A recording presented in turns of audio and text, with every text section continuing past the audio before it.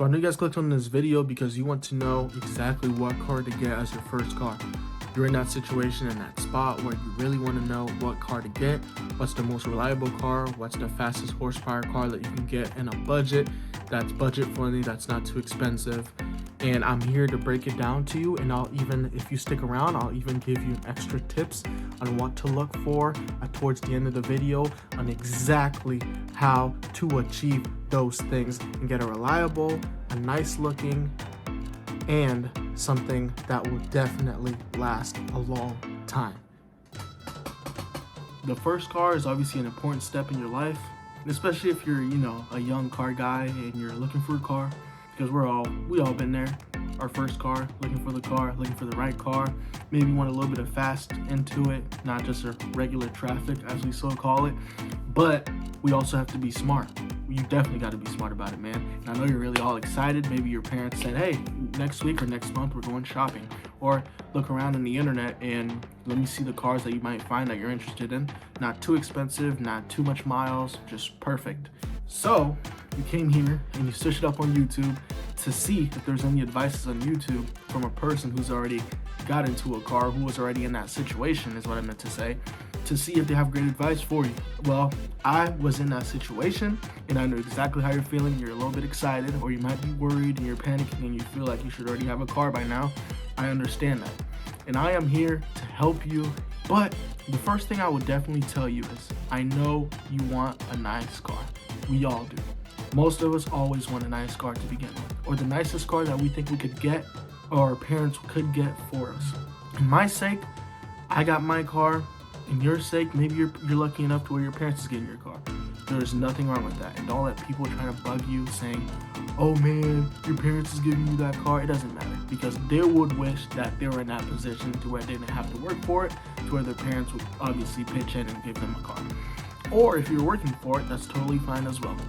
But one thing I'll definitely say, when it comes to reliability, we all know it comes to the Toyota Corollas, the Hondas, and those Japan type of cars. Japanese, what am I talking about?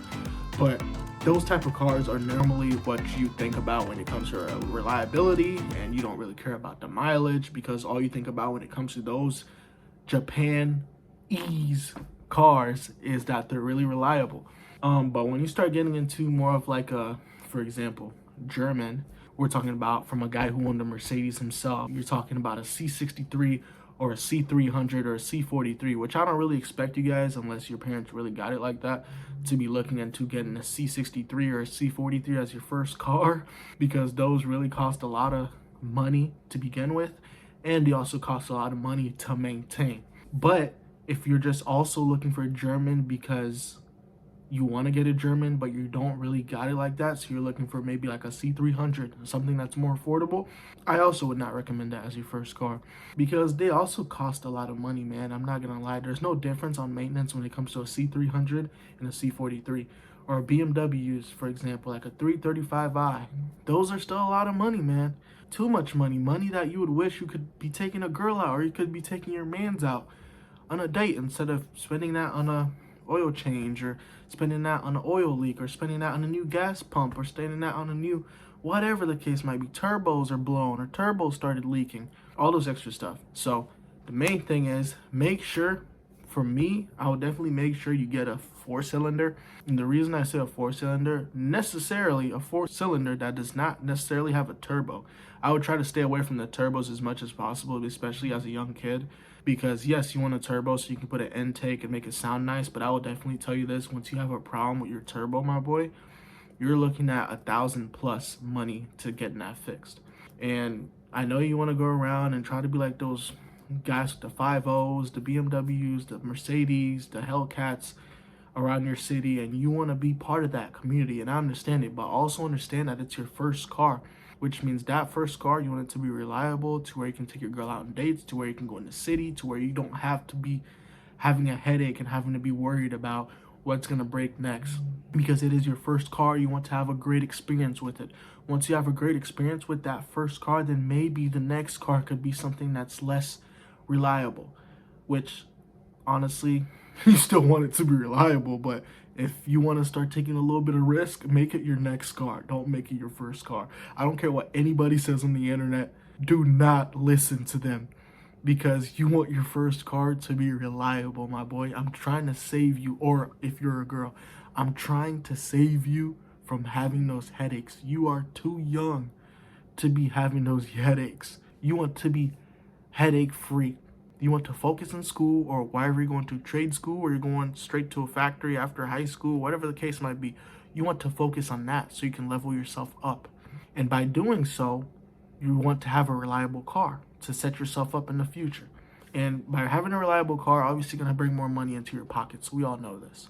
You know what I mean? So I got into it. I told you about the Japan cars, not the foreign cars. When I say foreign, I'm talking about German especially. And if you want to get into let's say for example you're in Florida, somewhere that's hot where it doesn't really snow, because for me, I'm in Indiana, and if you're anywhere that's really snowy, I do not recommend getting a rear-wheel drive car. That's an obvious thing, because when it starts snowing or having really bad weather, man, you're gonna be in a really bad position, to the point where you really want to just wish you didn't have the car to even begin with, because you're gonna be pressing on the gas, but you're gonna be going nowhere, because those tires are just gonna be spinning and spinning and spinning and spinning and spinning, to the point where the guy who's with the truck right next to you is gonna be like, oh man, look at this guy. I don't even know why he got that car if he couldn't even afford another car to where he can put that car in the garage during wintertime. You know what I mean? I've seen people literally get in those situations where they're with their quote unquote nice cars for the summer, but don't or can't afford another car for the winter. So they have their nice car for the summer and the winter, which is kind of corny in a certain way. But with that being said, a 4-cylinder, for example, I know you can get a nice little, not a Type R, but there's cars just like the Honda Civics that look like Type Rs that are really nice. They come with, I believe some of them come with heated seats as well. Those look really beautiful. You can switch them up from a 2016 to the 2010. Those Honda Civics are actually pretty nice looking to me, and I think they're really clean, and you can obviously find one with a really good condition inside and out.